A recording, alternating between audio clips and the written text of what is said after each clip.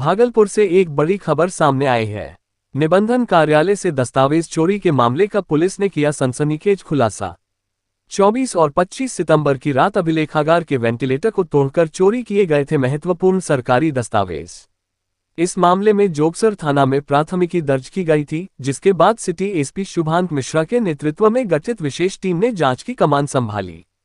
तकनीकी अनुसंधान और सटीक रणनीति के जरिए पुलिस ने 3 आरोपियों को दबोच लिया।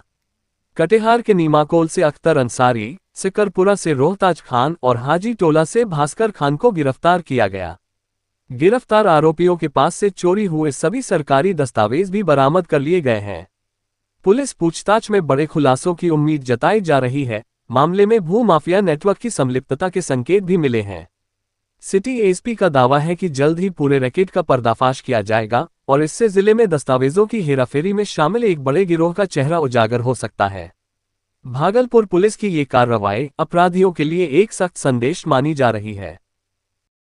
दिनांक 24 और 25 की मध्य रात्रि को सितंबर 2024 में निबंधन कार्यालय के अभिलेखागार पर वेंटिलेटर को तोड़कर एक गिरोह ने वहां से रिकॉर्ड रूम से कुछ सरकारी दस्तावेज चुरा लिए थे। इसके पश्चात जोगसर में 170-24 कांड दर्ज किया गया। इसके बाद कांड की गंभीरता को देखते हुए जो पुलिस टीम थी वो बनाई गई, लगातार छापेमारी की जा रही थी। परंतु अभी रिसेंटली हम लोग को एक सूचना प्राप्त हुई, जिसके आधार पर दोबारा एक टीम को एक्टिवेट किया गया और उसने जाकर कटिहार में और हमारे लोकल भी भागलपुर में भी कई जगह पर रेड करी, छापेमारी करी। इसके आधार पर इस गिरोह का उद्भेदन हुआ है। इस गिरोह में अब तक कुल 3 अभियुक्तों को गिरफ्तार करके जेल भेजा गया है।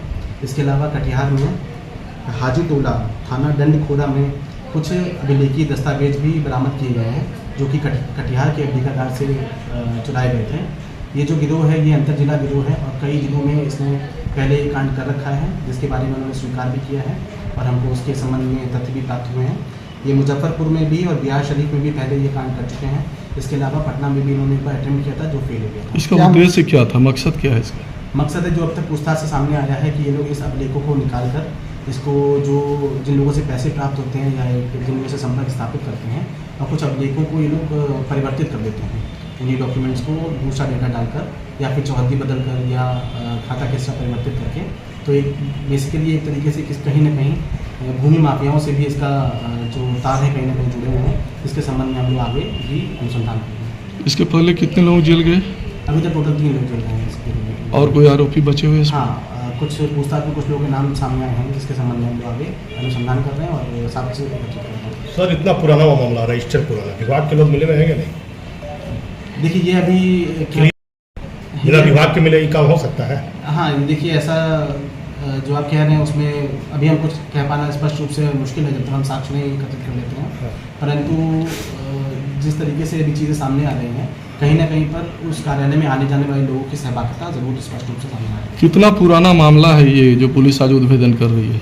ये 6 महीने हो गए इस काम में। 6 माह हो गया। सर, रजिस्ट्रार ऑफिसर को स्टाफ मिला हुआ, इसकी जांच हो रही है, टेलीफोन नंबर की, CDR की? हाँ, इन सब चीज़ों की जाँच हो रही है। कुछ साक्ष्य सामने अभी तक साक्ष्य सामने नहीं।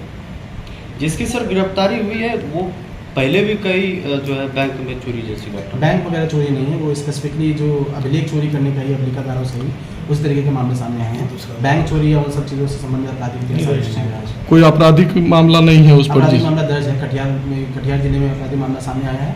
मुजफ्फरपुर और नालंदा से भी हम लोग संपर्क स्थापित करके जो केस इसमें दर्ज किए गए हैं उसके बारे में सूचना एकत्रित कर रहे हैं। टीम में कौन कौन लोग थे सर? टीम में हमारे SDPO शामिल थे। इसके अलावा जोगसर थाना अध्यक्ष और DI टीम भी शामिल थी इसमें। किस चीज़ राज्य में सर जिला में केस दर्ज हुआ? बिहार को?